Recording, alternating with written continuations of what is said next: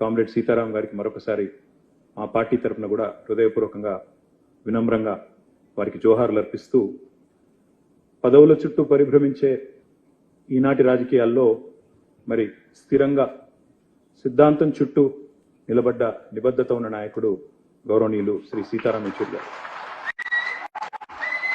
ఎప్పుడు ఏ కండువా మారుస్తారో తెలియని ఫిరాయింపుల ఈ కలలో కడదాకా కమ్యూనిస్టుగా బతికిన ఆదర్శ నేత, ఢిల్లీలో వెలిగిన అసలైన హైదరాబాదీ బిడ్డ యెచూరి గారు. హైదరాబాదీ బిడ్డ అని ఎందుకంటున్నా అంటే మాకు కూడా పూర్వాశ్రమంలో కొంత కనెక్షన్ ఉంది. అదేమంటే వారు చదువుకున్నది ఆల్ సెయింట్స్ స్కూల్లో, నేను చదువుకున్నది దాని పక్కనే రోడ్ యువతల గ్రామర్ స్కూల్లో. అదేవిధంగా వారి తర్వాత నిజాం కాలేజీలో గ్రాడ్యుయేషన్ చేశారు. నేను కూడా కొద్ది కాలం తర్వాత నేను కూడా అక్కడే చేస్తున్నాను. కాబట్టి అందుకే హైదరాబాద్ బిడ్డ అనే మాట వాడతాం. ఓట్ల రాజకీయం వేరు, ప్రజల రాజకీయం వేరు. మేము ఓట్ల రాజకీయంలో వెనుకబడ్డా ప్రజల కోసం జరిగే పోరాటంలో మాత్రం ముందున్నాం, ప్రజల మనసులో ఉన్నామని ఆయన ఒకసారి చెప్పిన మాట నాకు బాగా గుర్తున్న మాట. నాయకులుగా, పాలకులుగా ఉండి పోరాటాలంటే తెలియని వారు ఎందరో ఉండొచ్చు. ప్రజలంటే కేవలం ఓటు బ్యాంకులుగా మాత్రమే చూసేవారు ఇంకెందరో ఉన్నారు. కానీ ఉన్నత చదువులు చదువుకున్న ఒక కుటుంబంలో, స్వయాన మేనమామగా ఒక ఐఏఎస్ ఆఫీసర్గా ఉన్న ఒక కుటుంబంలో పుట్టి అణగారిన వర్గాల కోసం ప్రశ్నించే గొంతుకగా ఎదిగిన వ్యక్తిత్వం చాలా గొప్ప విషయం అని చెప్పక తప్పదు. పోరాటాల నుండి వచ్చిన నాయకత్వానికి ప్రజల కష్టం, సుఖం, దుఃఖం తెలుస్తుందంటారు. అలాంటి వారిలో యెచూరి గారు ఒకరని నేను బలంగా నమ్ముతాను.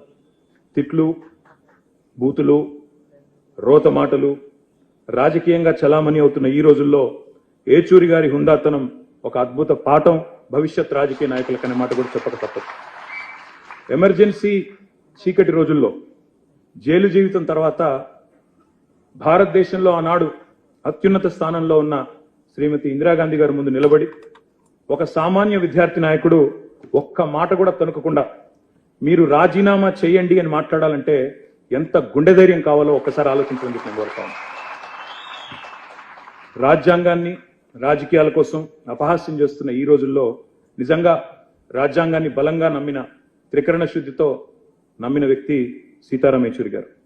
Democracy is not just about elections, it is about dissent, debate and the right to question. ప్రశ్నించడమే ప్రజాస్వామ్యం అని గుండెల నిండా నమ్మిన వ్యక్తి యెచూరి గారు. పదవులతోనే కీర్తి వస్తుంది అనుకునేవారు కొందరు ఉంటారు. కానీ పదవులు లేకున్నా ఐడియాలజీ, ప్రజా సమస్యల పట్ల అవగాహన, పనిచేయాలన్న తపన, నిత్యం ప్రజా సంక్షేమం కోసం పనిచేసే ఆలోచన, నిత్యం కొత్తది నేర్చుకోవాలి అనే ఒక అభిలాష ప్రజల మనసులో చిరస్థాయిగా, చిరంజీవిగా నిలబడేలా చేస్తుంది అనడానికి యెచూరి గారి జీవితం ఒక ఉదాహరణగా నేను భావిస్తాను. మా పార్టీలు వేరు కావచ్చు, మా సిద్ధాంతాలు వేరు కావచ్చు. మీరు గతంలో తెలంగాణ రాష్ట్ర ఏర్పాటు విషయంలో భిన్నాభిప్రాయాన్ని ప్రకటించవచ్చు. వారితో నాకు పరిచయం కూడా తక్కువే కావచ్చు. కానీ ఉద్యమాల నుంచి వచ్చిన బిడ్డలుగా మా బంధం రక్త సంబంధంగానే ఉంటుంది. తప్పకుండా ఆ భావన మాలో బలంగా ఉంది. బతికున్నంత వరకు ప్రజల కోసం బతకటమే కాదు, చనిపోయాక కూడా తన దేహాన్ని భవిష్యత్తులో ఈ దేశ ప్రజానీకానికి వైద్యం అందించే డాక్టర్లకు ఉపయోగపడాలనే యెచూరి గారి ఆశయం చాలా గొప్పది. వారు గొప్ప మాట చెప్పారు, when democracy is threatened, silence is complicity. అంటే ఒక మాటలో తెలుగులో ప్రజాస్వామ్యం ప్రమాదంలో పడ్డప్పుడు మన మౌనం అనేది చాలా ప్రమాదకరం అనే మాట వారు చెప్పారు. అందుకే ఆయన స్ఫూర్తితో రాజ్యాంగం అపహాస్యమైన ప్రతిసారి ప్రశ్నిస్తూనే ఉందాం, ప్రజా హక్కుల కోసం చేతనైన పోరాటం చేస్తూనే ఉందాం, ప్రశ్నించే గొంతుకలు అణచివేయబడితే వారికి అండగా నిలబడుతూనే ఉంటాం.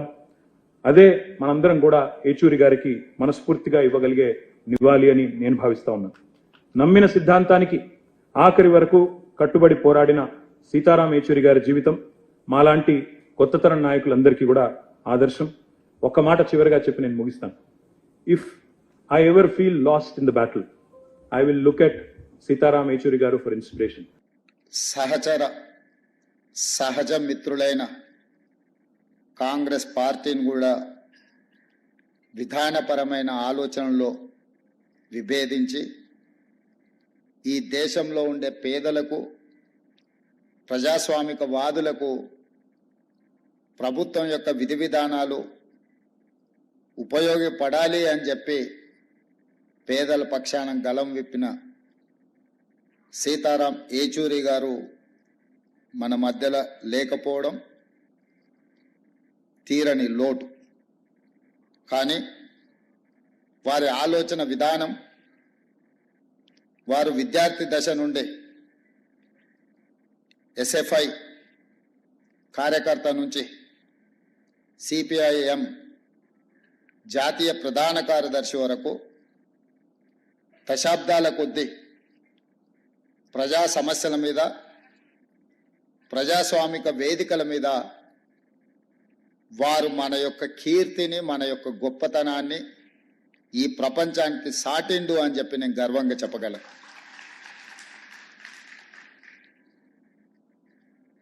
వారిని నేను తక్కువ కలిసిన, కాకపోతే పిసిసి అధ్యక్షుడు అయిన తర్వాత ఒక 2 సార్లు కలవడం జరిగింది. వారితో కొన్ని అంశాలు మాట్లాడుతున్నప్పుడు, వారితో మాట్లాడుతుంటే కీర్తిశేషులు జయపాల్ రెడ్డి గారితో మాట్లాడినట్టుగా నాకు అనిపించింది. ముఖ్యంగా మన రాష్ట్రాల నుంచి, మన ప్రాంతం నుంచి జాతీయ స్థాయిలో సిద్ధాంతపరంగా కానీ, విధానపరమైన ఆలోచన విధానంలో కానీ జైపాల్ రెడ్డి గారి సమకాలికులు సీతారాం ఏచూరి గారు అని చెప్పి మనం గట్టిగా చెప్పొచ్చు. బ్రతికున్నంత కాలం నమ్మిన సిద్ధాంతం కోసం నిలబడే వాళ్ళు చాలా కొద్ది మంది. రాజకీయాలలో ఉన్న ప్రజాప్రతినిధులు చాలామంది ప్రజాప్రతినిధులుగా ఎదగడానికి ఇచ్చిన ప్రాధాన్యత నమ్మిన సిద్ధాంతానికి ఇచ్చేది చాలా అరుదు. ఆ నమ్మిన సిద్ధాంతం కోసమే ఆఖరి శ్వాస వరకు నిలబడ్డ వ్యక్తి కామ్రేడ్ సీతారాం ఏచూరి గారు. చాలామంది నేను ఈ దేశానికి అంకితం, నేను ఈ ప్రజలకే అంకితం అని ఉపన్యాసాలలో చెప్తుంటారు. కానీ ఆచరణలో చాలా తక్కువ. కానీ సీతారాం ఏచూరి గారు బ్రతికున్నంత కాలం ప్రజల పక్షాన నిలబడమే కాదు, వారి మరణానంతరం కూడా వారి కుటుంబము, వారి పార్థివ దేహాన్ని ప్రజలకే ఇచ్చి ఇతరులకు వారు ఉపయోగపడాలనే విధంగా ఆదర్శంగా నిలబడ్డారు. అంటే నిజంగానే వారి దేశ పేద ప్రజలకు, ఈ దేశంలో అవసరం ఉన్న వాళ్ళ కోసం వారు అంకితమైందని చెప్పి మనం మాట్లాడుకోవచ్చు. ఈరోజు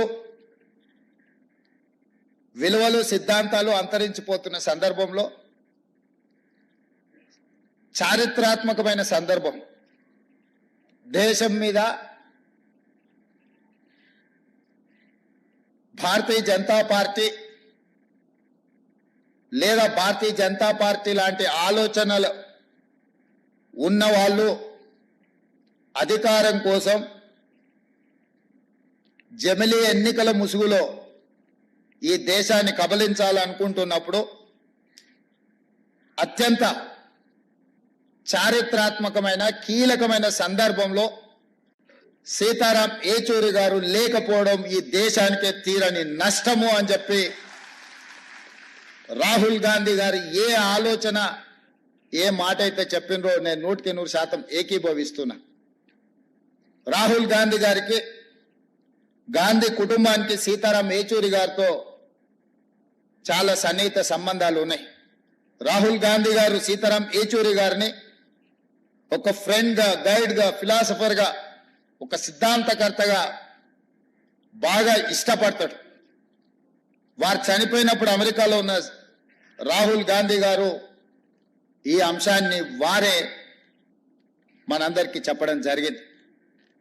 ఈరోజు దేశ రాజకీయాలలో యునైటెడ్ ఫ్రంట్ ఏర్పాటు చేసినప్పుడు జైపాల్ రెడ్డి గారితో పాటు సీతారాం ఏచూరి గారు అత్యంత కీలకమైన పాత్ర పోషించి జాతీయ రాజకీయాలలో ప్రజల పక్షాన నిలబడాలన్న ఆలోచన చేసినప్పుడు వారు బాధ్యతాయుతమైన బాధ్యతను నెరవేర్చి, ఇదే కాదు 2004లో UPA 1 UPA 2 Congress party communist ఇతర రాజకీయ పార్టీలను కలుపుకొని యూపీఏ 1 యూపీఏ 2 ప్రభుత్వాలను ఏర్పాటు చేసి ఫుడ్ సెక్యూరిటీ బిల్ కావచ్చు, రైట్ టు ఎడ్యుకేషన్ యాక్ట్ కావచ్చు, రైట్ టు ఇన్ఫర్మేషన్ యాక్ట్ కావచ్చు, ఉపాధి హామీ పథకం కావచ్చు, ఇవి దేశంలో చాలా విషయాలను సమూలమైన మార్పు తీసుకురావడానికి తీసుకొచ్చిన చట్టాలు. ఆ చట్టాలు తెచ్చిన సందర్భంలో, ఆ చట్టాల మీద చర్చ జరిగిన సందర్భంలో సీతారాం ఏచూరి గారు ఆ ప్రభుత్వ ఏర్పాటులోనే కాదు, పేదలకు అనుకూలమైన food security, right to education act, right to information act, పారదర్శకమైన పరిపాలన అందించాలంటే ప్రభుత్వం తీసుకునే నిర్ణయాలు ప్రజలకు అందుబాటులో ఉంచాలి అని రైట్ టు ఇన్ఫర్మేషన్ యాక్ట్ తీసుకొచ్చినప్పుడు వారు పోషించిన పాత్ర ఈ రోజు మనం అందరం గుర్తు చేసుకోవాలి. ఈరోజు సామాన్యుడికి విద్యను అందించాలన్నా ప్రభుత్వం తీసుకుంటున్న నిర్ణయాలు ప్రజలకు తెలవడానికి అవసరమైన సమాచార హక్కు చట్టాన్ని ఈరోజు ప్రజలకు అందించిన యూపీఏ 1 యూపీఏ 2లో సీతారాం ఏచూరి గారు చాలా కీలకమైన పాత్ర పోషించి, అలాంటి సీతారాం ఏచూరి గారు అధికారాన్ని నిలబెట్టుకోవడానికి భారతీయ జనతా పార్టీ తీసుకొస్తున్న రాజ్యాంగ మార్పులు కావచ్చు, రాజ్యాంగ సవరణలు కావచ్చు, రాజ్యాంగ సవరణ పరిపాలన పరమైన అంశం కాదు. యూనియన్ ఆఫ్ స్టేట్స్, రాష్ట్రాల యొక్క సమ్మిళితమే, రాష్ట్రాల యొక్క కలయికనే ఈ దేశం.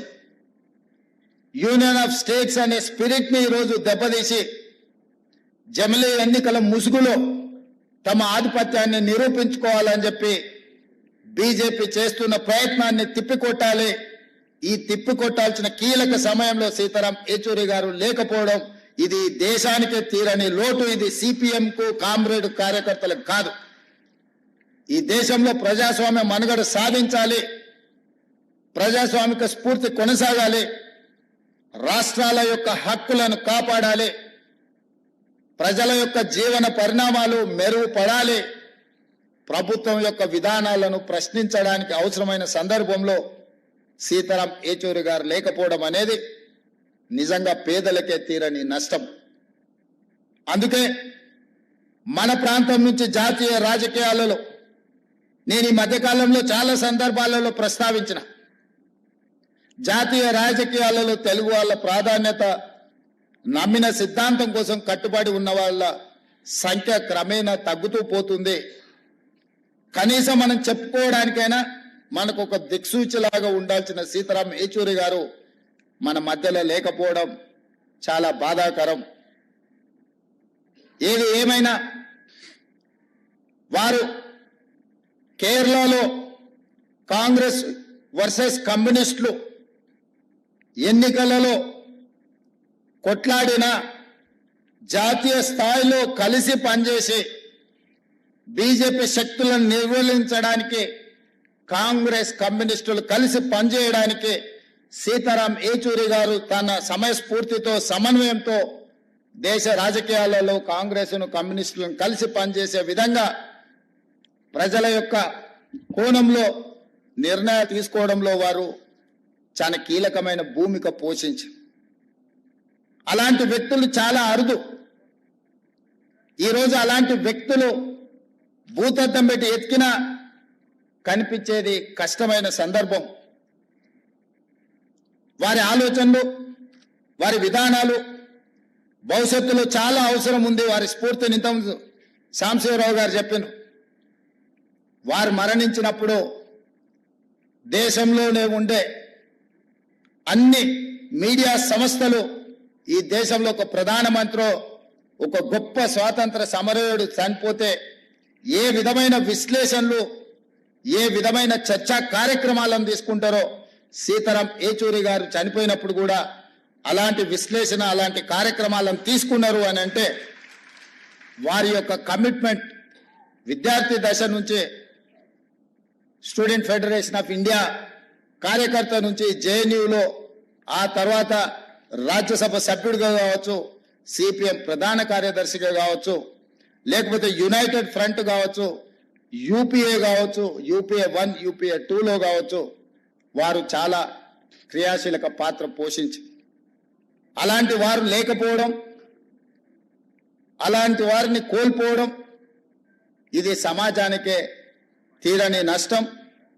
ఏది ఏమైనా వారు సూచించిన, వారు పాటించిన సిద్ధాంతాలను ఈరోజు వారిని స్ఫూర్తిగా తీసుకొని కేంద్ర ప్రభుత్వం ఏదైతే జమిలీ ఎన్నికల్ని తీసుకురావాలనే ప్రయత్నం చేస్తుందో, కేంద్ర ప్రభుత్వంలో రవనీత్ సింగ్ బిట్టు కేంద్ర మంత్రి, ఒక కేంద్ర మంత్రి ప్రధాన ప్రతిపక్ష నాయకుడు రాహుల్ గాంధీ గారి మీద వాడిన పదజాలం, నరేంద్ర మోడీ గారు ఖండించకపోవడము, ఆ మంత్రి గారి మీద చర్యలు తీసుకోకపోవడం అనేది బీజేపీ యొక్క ఫ్యాసిస్ట్ విధానాలు ఈరోజు కళ్ళకు కనిపించినట్టుగా మనకు ఉన్నాయి. ప్రధాన ప్రతిపక్ష నాయకుడి మీద వ్యాఖ్యానించే ముందు కేంద్ర మంత్రివర్గంలో ఎవరో సామాన్య కార్యకర్త లేకపోతే వీధి రౌడీనో అలాంటి మాటలు మాట్లాడిందంటే వేరు. నరేంద్ర మోడీ గారి మంత్రివర్గంలో ఉన్న మంత్రి ఇట్లాంటి భాష, ఇట్లాంటి ఆలోచన విధానంతో మాట్లాడడము, ఇది ప్రజాస్వామ్య స్ఫూర్తికి మంచిది కాదు. ఇట్లాంటి తప్పుడు విధానాలు, ఇలాంటి భాషా ప్రయోగాలు చేసినప్పుడు ఒక జడ్జి లాగా వ్యవహరించే సీతారాం ఏచూరి గారు లాంటి లేకపోవడం మనందరికీ, ప్రజాస్వామ్యానికి కూడా నష్టం అని చెప్పి నేను ఈ సందర్భంగా తెలియజేయదలుచుకున్నా. ఏది ఏమైనా జమిలీ ఎన్నికల్ని విభేదించడం, జమిలీ ఎన్నికల్ని, ఆ విధానాన్ని వ్యతిరేకించడం, ఈరోజు భాషల మధ్య, ప్రాంతాల మధ్య, మతాల మధ్య చిచ్చు పెట్టి అధికారాన్ని కాపాడాలనుకుంటున్న భారతీయ జనతా పార్టీ విధానాలను సీతారాం ఏచూరి గారి యొక్క ఆలోచనలతో వాటిని నిలువరించాల్సిన బాధ్యత మన అందరి మీద ఉన్నది. ఆ విధానంతో మనం ముందుకు వెళ్దామని తెలియజేస్తూ మీ అందరి దగ్గర సెలవు తీసుకుంటున్న మిత్రులు.